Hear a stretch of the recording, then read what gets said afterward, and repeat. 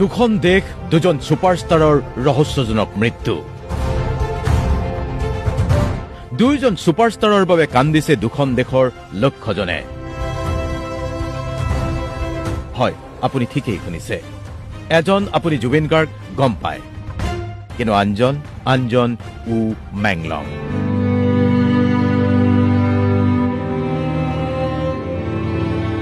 দুইজন ছুপাৰষ্টাৰৰ বাবে ইণ্টাৰনেটত এতিয়া #জাষ্টিছফৰৰ ধুমুহা দুইজন ছুপাৰষ্টাৰৰ বাবে ৰাজপথত লক্ষ লক্ষ অনুৰাগী